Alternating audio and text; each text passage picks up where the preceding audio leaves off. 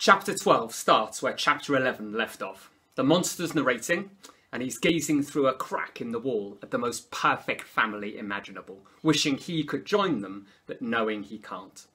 He says, "What chiefly struck me was the gentle manners of these people, and I longed to join them, but dared not." There's a sense of dramatic irony in that we know the villagers have treated the creature the way that they have because of his horrific appearance. He, however, hasn't seen himself yet, but that's going to change in this chapter. At the moment, he's like an innocent child trying to make sense of why people are treating him so harshly. He says, for instance, "For the present, I would remain quietly in my hovel, watching and endeavouring to discover the motives which influenced their actions." As you'll have noticed by now, there are tons of references to Paradise Lost in Frankenstein. It's one of the texts that the monster uses to learn to read, and as an epic poem about creation and good and evil, the allusions to it within the novel are obviously used by Shelley to reinforce many of her themes. Have a look at this bit from Book 4 of Paradise Lost.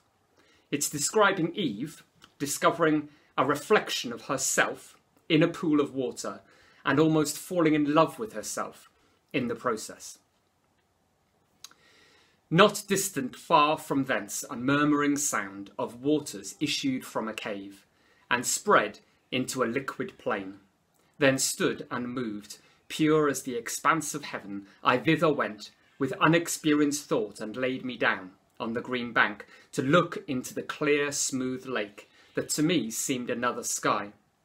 As I bent down to look, just opposite, a shape within the watery gleam appeared, bending to look on me. I started back, it started back, but pleased I soon returned. Pleased, it returned as soon with answering looks of sympathy and love.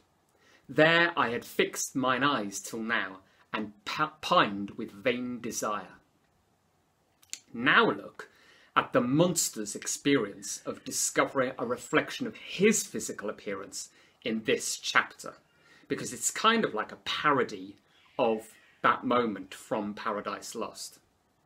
He compares himself to the family he has been secretly observing, saying, "I had admired the perfect forms of my cottagers, their grace, beauty, and delicate complexions, but how was I terrified when I viewed myself in a transparent pool. At first I started back, unable to believe that it was indeed I who was reflected in the mirror. And when I became fully convinced that I was, in reality, the monster that I am, I was filled with the bitterest sensations of despondence and mortification. Alas, I did not entirely know the fatal effects of this miserable deformity."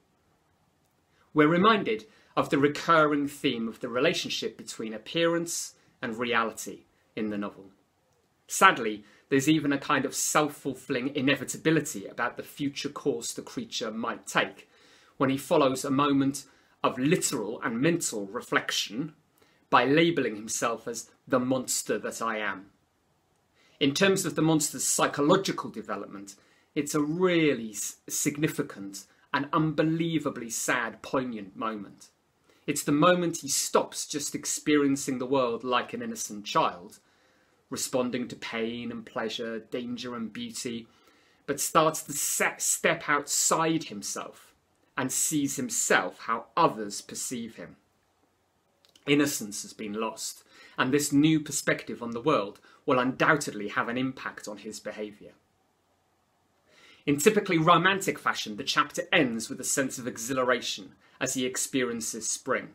He says, "The pleasant showers and genial warmth of spring greatly altered the aspect of the earth. The birds sang in more cheerful notes, and the leaves began to bud forth on the trees. Happy, happy earth! Fit habitation for gods, which so short a time before was bleak, damp, and unwholesome. My spirits were elevated by the enchanting appearance of nature. The past was blotted from my memory, the present was tranquil, and the future gilded by bright rays of hope and anticipations of joy." The elevation of his spirits, however, might also be based on his hope and faith in the power of language over prejudice at this point. He aspires to find a way to present himself to the cottagers in the belief that his goodness and his eloquence will win them over. And he is unbelievably good.